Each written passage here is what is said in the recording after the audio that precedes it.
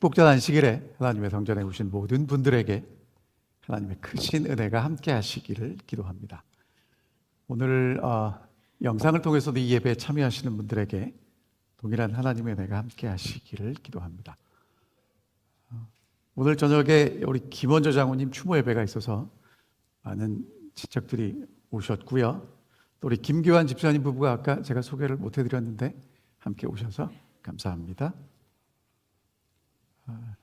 오늘 제목은 당신의 가치를 회복하시는 사랑입니다. 여러분, 살아가시면서 내가 가치 있는 사람이다라고 늘 생각되시나요? 아니면 내가 정말 가치가 있을까라는 생각이 드시나요?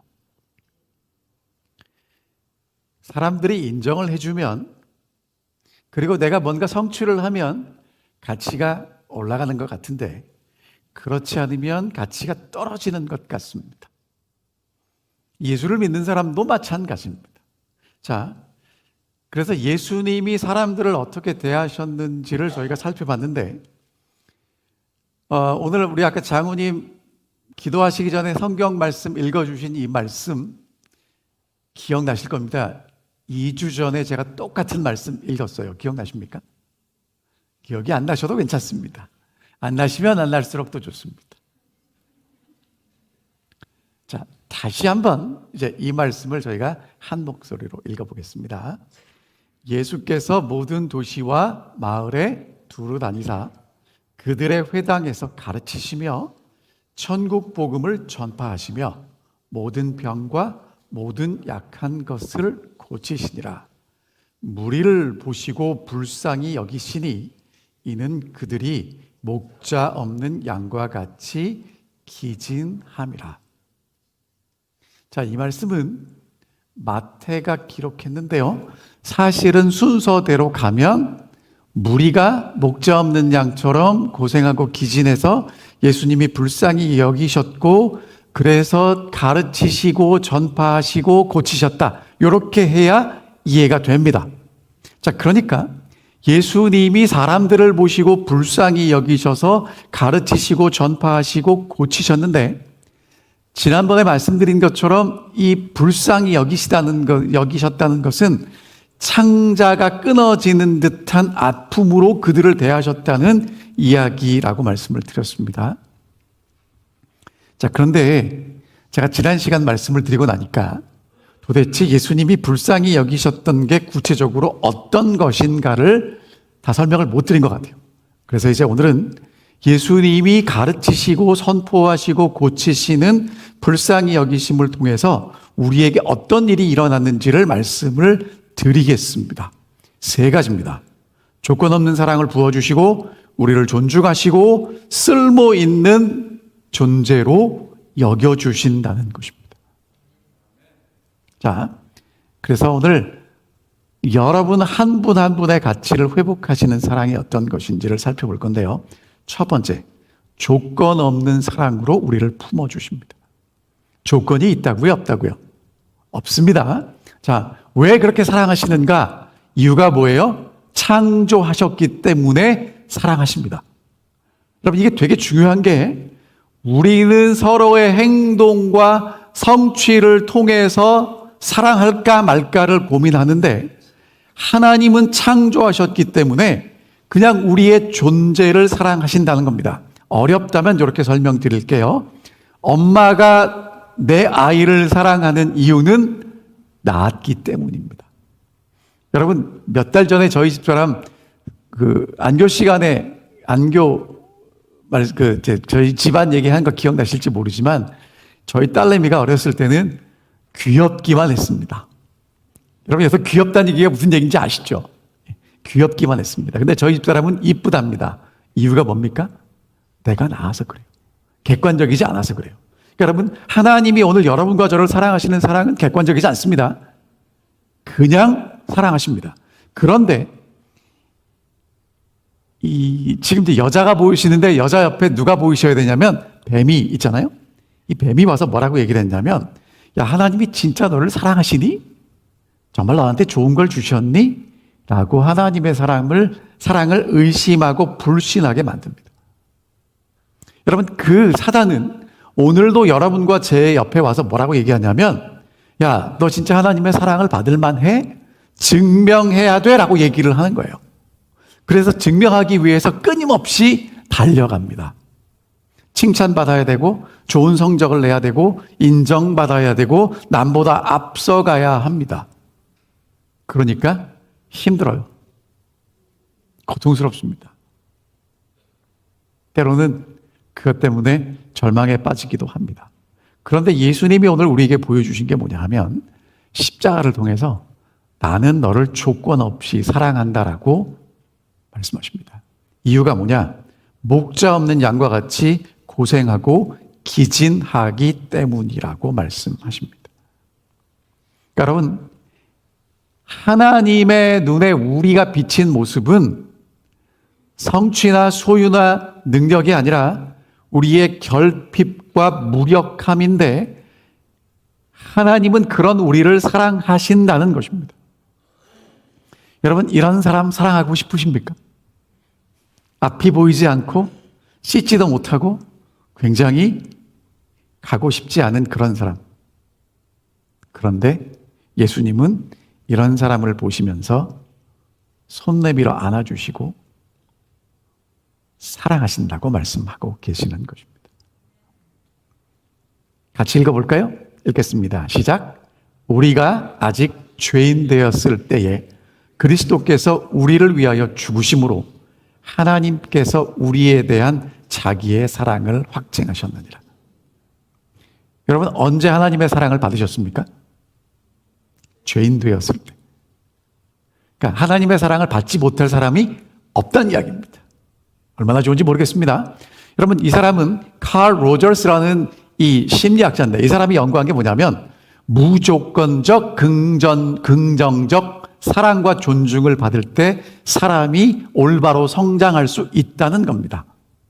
자, 그 예를 여러분들에게 설명드릴 건데, 여러분 여기가 어딘지 아세요? 제가 어제 구글 가서 찾아봤습니다. 이게 하와이입니다. 섬이 4개 있죠. 저기 호놀룰루 보이십니까? 네. 근데 그 위에 있는 섬이 카우아이라는 섬입니다. 정말 아름다운 곳이랍니다. 이 자연 환경은 정말 아름다운데 1950년대, 그러니까 2차 세계대전 막 끝나고 난 다음에 그 도시에, 그 섬에 사는 사람들은 지옥과 같은 곳이었답니다. 이유가 뭐냐면 아직 관광지로 개발되지 않았고 지독한 가난과 질병과 그리고 범죄와 알코올 중독자가 넘쳐나는 섬이었다고 합니다. 그래서 이제 미국의 사회학자들이 그 섬에 가서 왜 이 사람들이 불행하게 사는지를 연구했습니다. 대상이 가장 열악한 환경 가운데 살아가는 사람들 855명의 어린아이들을 택했고요. 그 중에 더 열악한 아이들 201명을 이제 계속 연구했는데, 이 사람들이 연구를 하는 목적이 뭐냐면 이렇게 열악한 환경 가운데서 자라면 사회 부적응자가 될 거라는 그런 추론을 확인하기 위해서 연구를 했어요. 자, 그러면 여러분 보세요. 가난과 질병과 그리고 여러 가지 열악한 환경 가운데서 아이들이 자랐는데 잘 자랄 수 있는 확률이 얼마나 된다고 보십니까?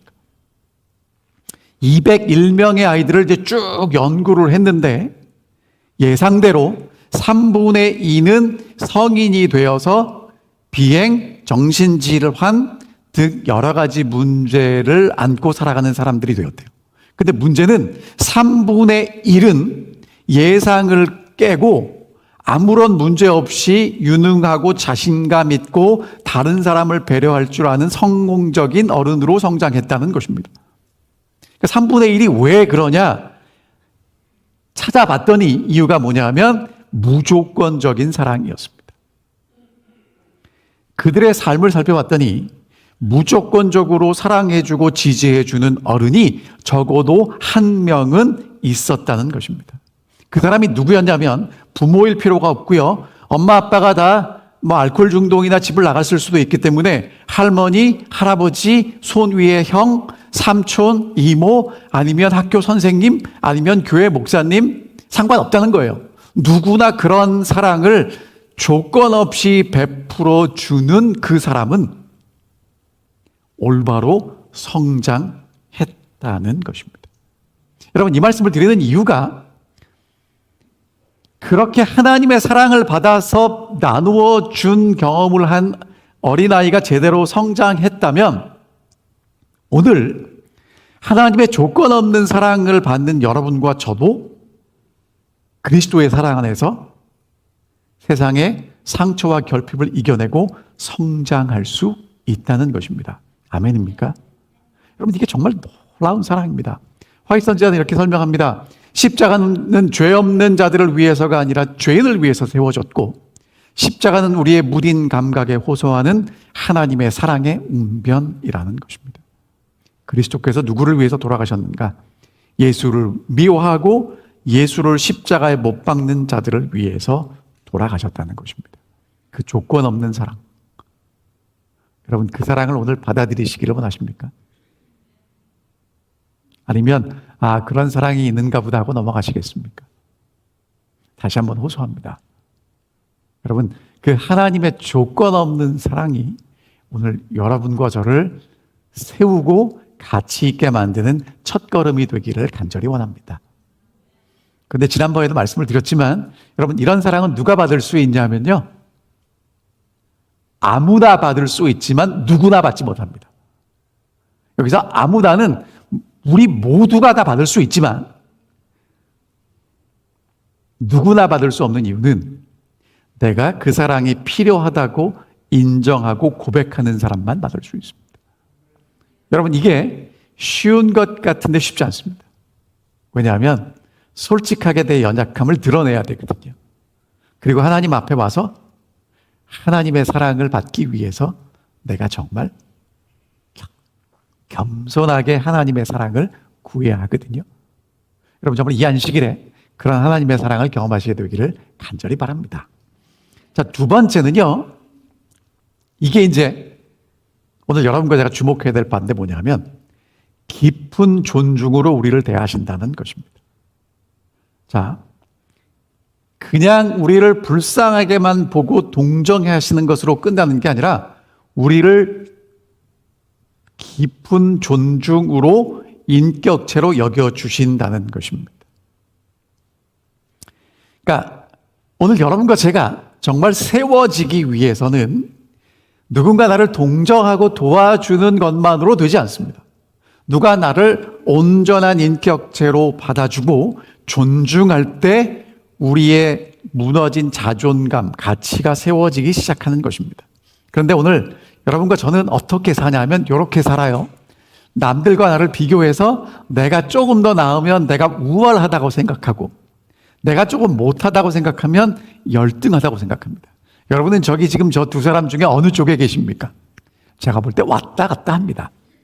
내가 조금 잘났기도 하고 내가 조금 못났기도 하고 그래서 정말 마음에 평안이 없이 왔다 갔다 하는 그런 삶을 살고 있습니다. 그런데 예수님은 사람들을 보실 때 정말 그들을 존중하셨어요. 자, 이게 지금 마가복음 1장에 나오는 예수님이 나병 환자를 보시고 그에게 대해 주신 것인데 불쌍히 여기셨어요. 그리고 손을 내밀어 그에게 대시면서 이르시되 내가 원하노니 깨끗함을 받으라고 말씀하십니다. 여러분, 그냥 예수님이 이 불쌍한 환자를 고치셨구나라고 읽지 마시고 여러분, 예수님은 아시는 것처럼 말씀으로 사람을 고치실 수 있어요. 그런데 지금 여기서는 예수님이 그 불쌍한 사람을 불쌍히 여기시고 손을 내밀어 그의 몸에 손을 대십니다. 여러분, 이게 뭐냐 하면 이 문둥병 환자는요, 아시는 것처럼 병에 걸렸다고 진단을 받으면 격리되어야 합니다. 그리고 사람을 만날 때는 얼굴을 가리고 부정하다라고 외쳐야 돼요. 그러니까 사람과 사람으로 만나는 그 만남을 가질 수 없는 존재가 문둥병 환자입니다. 근데 이 환자가 예수님께 나아가면 내가 살 수 있을 거라는 확신을 가지고 찾아왔는데, 여러분, 예수님도 어떻게 하면 돼요? 너 같은 사람은 가라, 이렇게 밀어내도 돼요.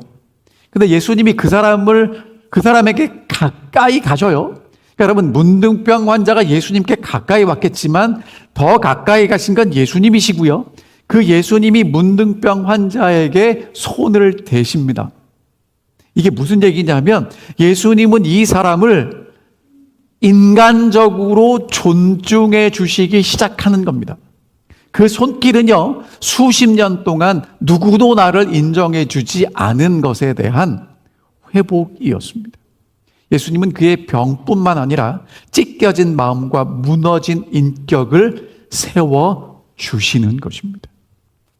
여러분, 이 안식일에 예수님을 만나시는데 어떤 예수님을 만나셔야 되냐면 무조건 내게 사랑을 베풀어 주시는 그 예수님을 뛰어넘어서 이제 내 아픔 속으로 말씀의 육신이 되어서 직접 들어오시는 그 예수, 그리고 나를 어루만져 주시는 그 예수를 만나셔야 합니다. 이게 왜 중요하냐면, 여러분, 나무에서 열매가 맺기 위해서 제일 기본적인 게 뭐냐면 뿌리죠. 무조건적인 사랑을 받아야 합니다. 그러면 그 뿌리에서 양분을 얻어서 싹이 나고 줄기가 자라나기 시작합니다. 그 줄기가 뭐냐 하면 상호 존중이라는 것입니다. 하나님은 우리를 존중해 주시고 우리가 하나님을 존중하는 것입니다. 자, 예를 들어서 이렇게 설명드릴게요. 엄마에게 갓난아기는 어떤 존재냐면 엄마의 사랑을 무조건적으로 받아야 하는 존재입니다. 먹는 것, 입는 것, 씻는 것, 숨 쉬는 것까지 엄마가 다 해줘요. 그래서 어떤 이 교수님이 강의를 할 때 이렇게 말씀하시더라고요. 엄마는 아기 옆에 있는 자판기래요. 누르면 뭐든지 나온대요. 24시간 있어야 된대요. 그러니까 아기를 옆에서 보면 이쁜데 24시간 옆에 있는 자판기인 엄마가 볼 때는 이쁘지 않답니다. 힘드니까. 여러분, 아기는 그런 존재예요. 엄마는 그렇게 무조건적인 사랑을 베풀어 줍니다. 그게 어릴 때는 그런데 이 아이가 그렇게 엄마의 사랑을 받는 것처럼 여러분과 저도 그런 하나님의 사랑을 받고 탄생하고 성장해야 합니다. 자, 그런데 여러분, 문제가 뭐냐면 이 아이가 성장해서 10살이 되고 20살이 되고 30살이 되고 40살이 됐는데도 여전히 부모에게 받기만 한다면 어떻게 될까요? 그걸 뭐라고 부르냐면 어른아이라고 부르죠. 그건 비극입니다. 크면, 성장하면 이제 어떻게 돼야 되냐면 상호 존중의 관계로 들어가야 하는 것입니다. 성장했기 때문에 이제 나도 내가 해야 될 일을 책임지고 성취하는 기쁨을 배워야 하는 것입니다. 여러분, 이게 왜 중요하냐면 많은 그리스도인들이 예수님이 우리를 불쌍히 여기시기 때문에 나는 계속 불쌍해야 돼라고 그 상태에 머물러 있다는 겁니다. 그러면 신앙생활을 하고 10년을 하고 20년을 하고 30년을 하고 40년을 하고 50년을 해도 여전히 어느 상태에 머물러 있는 거예요? 나는 아이인 거예요. 근데 여러분, 50살 먹은 아이 볼 때 여러분의 마음이 어떠신가요? 그럴 수도 있습니까? 그러면 안 되는 겁니까? 그러니까 오늘 여러분과 제가 예수를 처음 믿었을 때 무조건적인 사랑을 받아야 합니다. 맞습니다. 하지만 그 사랑을 받으면서 성장하고 서로 존중하는 관계가 되어야 한다는 것입니다. 다시 말하면 나도 책임을 지고 내가 해야 될 일을 배워가야 한다고 말씀하시는 것입니다. 그래서 자녀가 성장하면 무조건적인 사랑의 토대 위에, 그러니까 무조건적인 사랑은 계속 있지만 상호 존중이라는 기둥으로 세워질 때 완성된다는 것입니다. 그래서 부모가 자녀를 대하는 방법이 달라져야 하는 거예요. 이제는 자녀가 성장하면서 우리 가정에서 이 자녀도 감당해야 될 몫이 있다는 것입니다. 그래야 서로 존중하고 책임을 지고 관리를 가지고 그 가정을 만들어 가는 것입니다. 하지만 자녀가 그렇다고 부모와 자녀가 서로 존중하지만 부모의 어떤 선택을 할 때 부모의 조언을 구하고 감사를 표현해야 되는 것처럼 이제 부모와 자녀는 상호 존중하면서 부모의 사랑 속에서 자녀가 성장해야 가는 것이죠. 그러니까 오늘 여러분과 제가 예수 그리스도 안에서 무조건적인 사랑을 받는 것이 긍휼의 시작이라면 하나님이 오늘 우리에게 무조건적인 사랑만 쏟아부어 주시는 것이 아니라 이제 오늘 우리를 존중하셔서 우리가 예수 그리스도 안에 성장하고 하나님의 친구요 하나님의 동역자가 되기를 원하신다는 것입니다. 그런데 우리 혼자 그렇게 서는 것이 아니라 하나님과 우리가 신뢰하면서 그렇게 성장하는 관계를 원하신다는 것이죠. 다시 말씀드리면 무조건적인 사랑은 우리가 하나님의 아들과 딸이 되게 합니다. 하지만 상호 존중은 우리가 성숙한 하나님의 아들, 하나님의 딸로 자라게 하는 것이죠.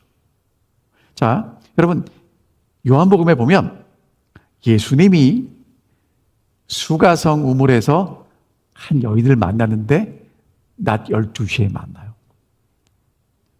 그러니까 이 여인은 정상적이지 않은 여인이에요. 왜냐하면 아무도 물을 기르러 오지 않는 시간, 그 시간 사람들을 만나지 않기 위해서 그 시간에 와서 물을 길어 가는 여인이었습니다. 예수님이 기다리고 있다가 물 달라고 이야기하죠. 이 여인이 아니 왜 남자가 당신은 유대인인데 나한테 물 달라고 하면서 안 주겠다고 거절하자 예수님이 뭐라고 말씀하셨냐면 야 네가 내가 누군 줄 알았으면 물 달라고 했을 거야. 그리고 내가 주는 물은 영원히 마르지 않을 거야. 그랬더니 여인이 뭐라고 그러냐면 아이 그런 물이 있으면 주세요. 내가 여기 안 와도 되니까. 그때 예수님 뭐라고 말씀하시냐면 그 남편 데려오면 내가 물 줄게. 그랬더니 여인이 뭐라고 그래요? 여러분 이 여인이 되게 지혜로운 여인이에요. 남편 없대요. 그랬더니 예수님 뭐라고 말씀하시냐면 그러니까 여러분 예수님이 하시는 말씀들은 기가 막힌데 예수님이 야 너 틀렸어가 아니라 내 말이 맞다고 말씀하십니다. 5 있었는데 다 지나갔고 지금 있는 남편도 네 남편 아니야. 그러니까 이 여자가 깜짝 놀라는 거예요. 자, 그러면서 이제 이 여자가 주제를 뭘로 돌리냐면 아무도 풀지 못하는 숙제를 던져요. 우리 조상들은 이 산에서 예배를 하라고 그랬고 유대인 당신들 조상들은 저 산에서 예배하라고 그랬는데 여러분 집에 가서 생각해 보세요. 모세가 이스라엘 백성들을 데리고 약속의 땅에 들어가서 한쪽에는 축복과 한쪽에는 저주를 했던 산이 바로 그 산이에요. 사마리아인들이 예배했던 산. 그리고 이스라엘 백성들이 예배했던 산은 솔로몬이 성전을 세운 산이에요. 어떤 산이 더 맞습니까? 쉽지 않은 문제거든요.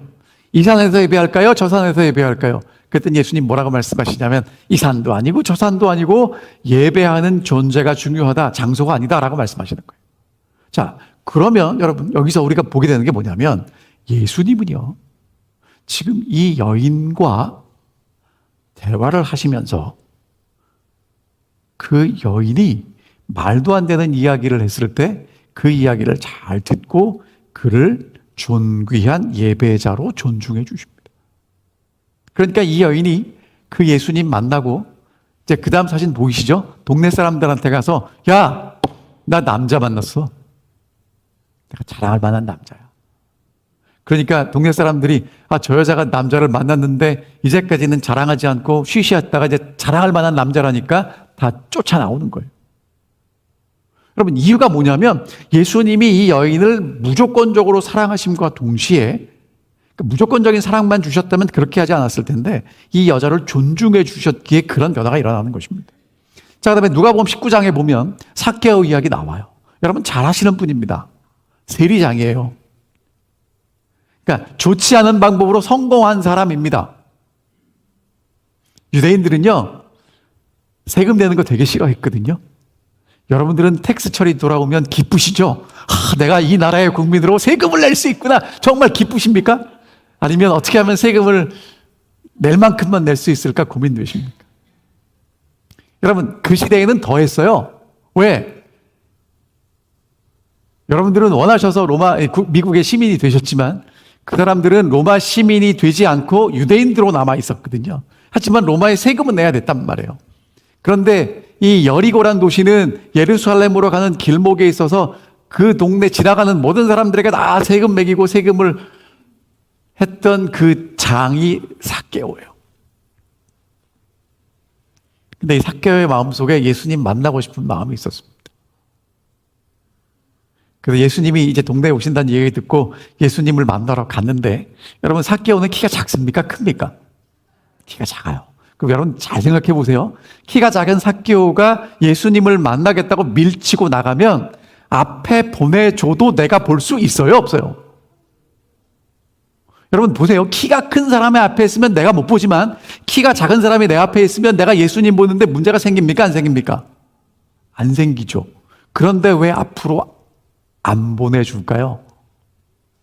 지금 삭개오는요, 키가 크고 작은 게 문제가 아니고요, 앞으로 보내주고 싶은 마음이 없는 거예요. 그런 존재였어요. 그랬더니 삭개오가 예수님이 지나가실 길 앞에 가서 어디에 올라갑니까? 나무 위에 올라갑니다. 여러분, 지금 삭개오가 입은 옷이 좀 화려하죠? 여기 우리 오신 장로님, 집사님들, 남자분들이 양복 입고 나무 위에 올라가면 여러분 그 모습을 여러분이 보면서 야, 나무를 잘 탄다, 그런 생각이 드실까요? 아니, 왜 양복 입고 저기 올라가지라는 생각이 들 거예요. 그러니까 지금 삭개오가 지금 그러고 있다고요. 자, 근데 여러분, 사람들이 다 그렇게 죄인으로 멸시했던 그 삭개오를 예수님이 찾아오셔서 뭐라고 말씀하시냐면, 이름을 불러주세요. 삭개오야, 내려와라.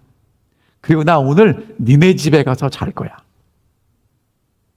그러니까 예수님은 삭개오를 죄인이 아닌 내가 그 집에 가서 함께 잠을 잘 정도로 친밀한 친구로 불러주시는 것입니다. 예수님이 그렇게 사람들을 존중하셨고요, 그 예수님은 오늘 여러분과 저를 그렇게 존중하신다는 것입니다. 여러분, 그런 존중을 받는다는 건 예수님이 여러분과 저를 하나님의 형상과 하나님의 모양으로 회복시키고 싶다는 이야기입니다. 자, 그래서 이제 오늘 우리에게 주시는 게 뭐냐면 거룩한 쓸모를 주심으로 우리를 일으키신다는 거예요. 거룩한 쓸모, 좀 대단한 것 같지만 쉽게 말하면 효용성입니다. 보람 있게 쓰이거나 쓰이는 성질, 그러니까 의미 있게 쓰인다는 거예요.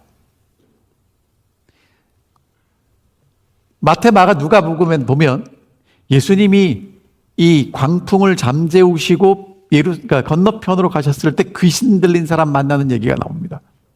여러분, 이 귀신 들린 사람은요, 한마디로 이야기하면 쓸모없는 인간이에요. 그리고 아무도 같이 놀아주지 않습니다.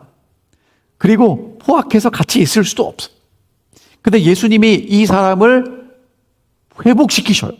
그 다음에 뭐라고 말씀하시냐면, 집으로 돌아가서 주께서 내게 어떻게 큰 일을 행하사 너를 불쌍히 여기신 것을 내 가족에게 알려라 라고 말씀하십니다. 여러분, 지금 이 사람 예수님 만난 지 얼마나 됐어요? 한두 시간밖에 안 됐어요. 그런데 무엇을 경험했냐면 예수님이 나를 온전히 불쌍히 여기시고 나를 해방시키시고 나를 존중하신 걸 경험합니다. 이제 정신이 온전해지고 옷을 입고 예수님과 함께 있고 싶은데 예수님은 뭐라고 말씀하시냐면 나랑 같이 있지 말고 가서 내가 내게 어떻게 한 것을 증거해라 라고 사명을 주셔요. 그런데 여러분, 그 사명이 뭔지 아세요? 가장 가슴 아팠던 내 이야기입니다. 우리는요, 전도하려면 뭔가 대단한 게 있어야 된다고 생각하는데 예수님이 이 귀신 들렸던 사람에게 하시는 말씀이 특별한 얘기 하지 말고 너의 가장 가슴 아팠던 과거와 지금 하나님의 은혜로 내가 거기서 어떻게 긍휼하심을 받고 불쌍히 여기심을 받고 회복됐는지를 증거하라고 이야기합니다. 여러분, 이 얘기는 누가 제일 잘하겠어요? 내가 제일 잘하죠. 누구 얘기니까? 내 얘기니까. 여러분, 요게 전도입니다. 사도 바울이 사도행전에 보면 전도할 때마다 했던 18번이 뭐냐면 다메섹 가다 예수님 만난 얘기예요. 누구 얘기입니까? 내 얘기예요. 근데 우리는 자꾸 전도를 어디서 하려고 그래요? 나도 모르는, 무슨 얘기인지도 모르는 이야기를 가지고 전도하려고 합니다. 여러분, 그 얘기는 나중에 하셔도 됩니다. 하지만 여러분과 제가 가장 힘있게 전도할 수 있는 그 복음은 나의 가장 가슴 아팠던 과거. 하지만 지금 내게 가장 하나님의 은혜가 분명하게 보이는 나의 경험이라는 것입니다. 자, 그리고 이제 예수님이 이 사람을 누구에게 보내시냐면 이 사람이 귀신 들려서 내쫓았던 그 사람들에게로 보내세요. 전에는 이 사람들이 멀리 보냈어요. 그런데 이제 이 사람이 예수를 만나고 나서 나를 두려워했고 멸시했던 그 사람들에게 생명을 전하는 복음의 전도자로 먼저 보내시는 것입니다. 그러니까 여러분, 정말 예수를 만나고 나면 여러분과 제가 누구에게 가게 되냐면 나를 멸시하고 나를 두려워하고 멀리했던 그 사람들에게 가서 예수 그리스도를 보여주게 될 것입니다. 여러분, 세상이 말하는 효용성은 성과와 경쟁입니다. 어떻게? 능력을 보여주고 성과를 나타내서 더 높은 연봉을 받을 것인지, 더 좋은 차를 탈 것인지, 더 큰 집에 살 것인지, 비행기를 타면 어디 타요? 제일 앞칸에 탈 것인지. 여러분, 그런 사람이 쓸모 있는 사람이라고 이야기합니다. 저는 아직도 한 번도 그런 걸 못했는데, 그러시더라고요. 저희 교수님이. 이제 비행기를 타고 이제 계속 여행을 다녀서 마일리지를 쌓아 놓으니까 비행기를 탈 때 여러분 누구 먼저 태웁니까? 돈 많이 낸 사람 먼저 태웁니다. 제가 탈 때는 밑에 레드 카펫이 없었는데 저희 교수님은 레드 카펫 위로 이제 비행기를 타셨다고 그러더라고요. 여러분, 이게 세상의 존중입니다. 끊임없이 경쟁합니다. 1등 할 땐 좋지만 내가 1등 하지 못하면 뒤로 밀려나는 세상입니다. 자, 그런데 성경이 말하는 효용성은 뭐냐면 하나님의 목적과 부르심입니다. 자, 여러분, 목적과 부르심이 나를 증명하는 것이라면 끊임없이 경쟁하다 지쳐 쓰러질 거예요. 하지만 나의 효용성이 하나님이 나를 부르신 부르심이고 하나님의 목적대로 쓰이는 거라면 전혀 달라질 것입니다. 자, 여러분, 지금 이제 장인이 있죠. 이 장인의 손에는 뭐가 들려있냐면 망치와 끌이 들려져 있습니다. 자, 여러분, 이 망치가 누구의 손에 들려져 있느냐에 따라서 그 망치는 똑같은 망치가 아니라 전혀 다른 망치죠. 어린아이의 손에 들려있는 망치는 무엇인가를 부술지도 모릅니다. 하지만 이렇게 위대한 장인의 손에 들려있는 망치는 아름다운 조각품을 만들어 냅니다. 자, 그리고 무엇을 위해서 쓰이냐도 중요하겠죠. 저희 집사람이 저보고 똥손이래요. 제가 만지면 왜 자꾸 망가지는지 모르겠어요. 근데 저희 교회 어떤 장모님 보면 만지면 다 고쳐져요. 자, 그러니까 여러분 있죠.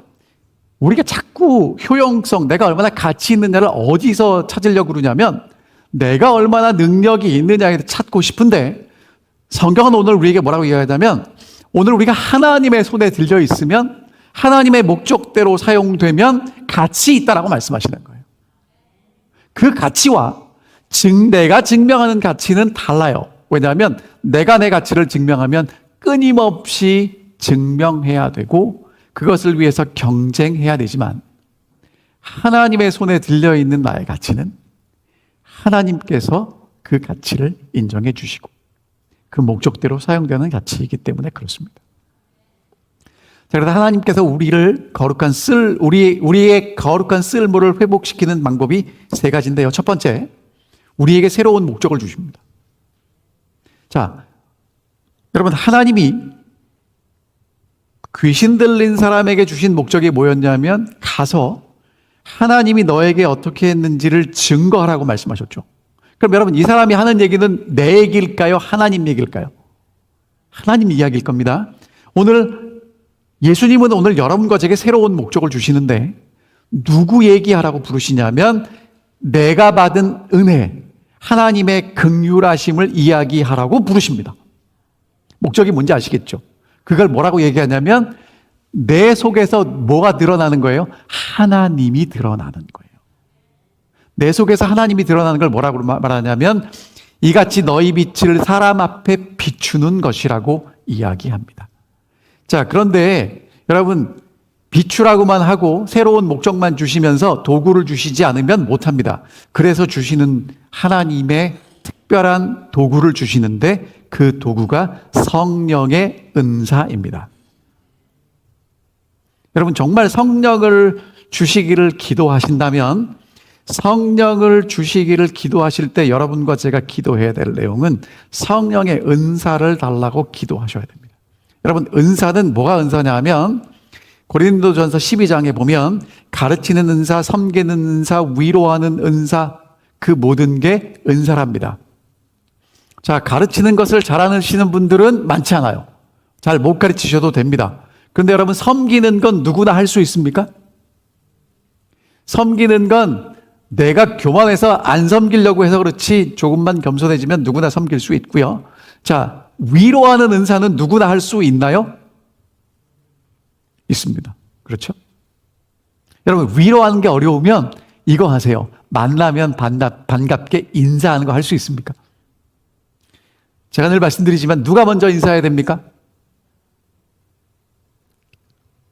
자, 여러분 보세요. 누가 먼저 인사하는지 보세요. 한국 분들은 대대로 누가 먼저 인사합니까?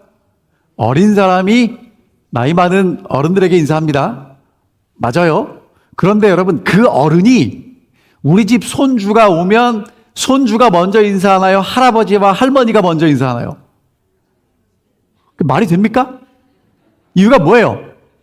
더 보고 싶은 사람, 더 사랑하는 사람이 먼저 인사하는 겁니다. 그러니까 여러분, 성전에 오셔서 누가 먼저 인사해야 돼요? 내가 더 사랑하고 더 먼저 보고 싶은 사람이 인사하는 거예요. 그렇게 봉사하실 수 있습니까? 여러분, 인사만 잘해도 성공합니다. 맞죠? 세 번째, 그러면 우리가 그렇게 작은 일에 하나님은 영원한 가치를 부여하신다는 것입니다. 자, 마태복음 10장에 이렇게 말씀하세요. 지극히 작은 자 하나에게 냉수 한 그릇이라도 주는 자는 결단코 상을 잃지 아니하리라. 지극히 작은 자에게 냉수 한 그릇. 여러분, 냉수가, 예수님 당시에는 냉수가 돈이 안 들었는데 요즘은 돈 듭니다. 그렇죠? 물 한 병에 얼마죠? $1예요? 근데 제가 보니까 저기 가면 비싸더라고요. 디즈니 월드 갔더니 되게 비싸더라고요. 그렇죠? 근데 여러분, 이거는 무슨 얘기인지 아시겠죠? 지금 돈으로 따지는 게 아니라 누구나 베풀 수 있는 그 작은 친절을 베푸는 것, 하나님 그것을 잊지 않고 기억하시고 상 주시겠다고 말씀하십니다.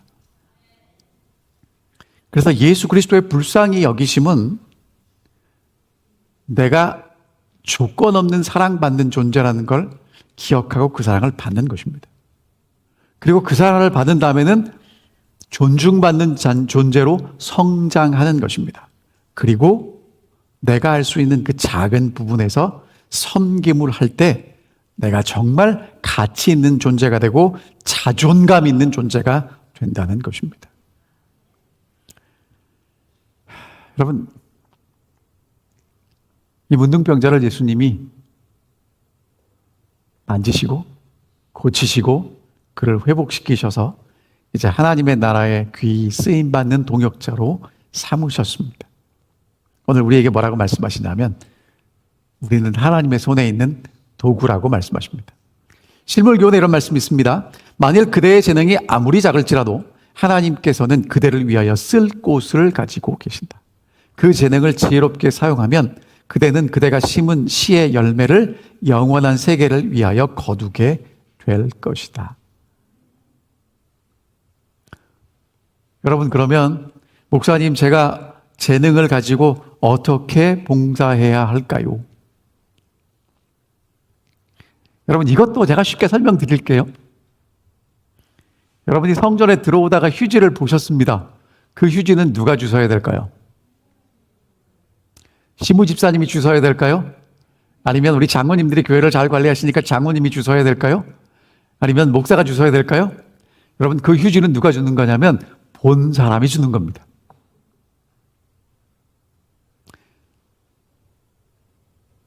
내가 상대방에게 뭐가 필요한지 보고 그 필요한 부분을 채워주는 겁니다. 그런 봉사를 하라고 말씀하십니다. 오늘 예수님은 여러분과 저를 불쌍히 여기시고 애끓는 사랑으로 보시면서 우리를 다시 일으켜 세우기를 원하십니다. 우리에게 정말 가치 있는 존재로 만들어 주시기를 원하십니다. 그리고 이렇게 말씀하시죠. 사랑하는 아들아, 사랑하는 딸아, 더 이상 세상의 기준으로 너의 가치를 증명하려고 애쓰지 말아라. 내가 너를 무조건적으로 사랑하며 너를 존귀히 여기고 너를 위하여 놀라운 계획을 가지고 있다고 말씀하십니다. 여러분, 이러한 하나님의 불쌍히 여기시는 긍휼한 사랑을 경험하시게 되기를 바라고, 이제 한 주일은 그 받은 사랑을 나누면서 섬기면서 봉사하고 살아가시게 되기를 바라면서 오늘 말씀 줄이겠습니다.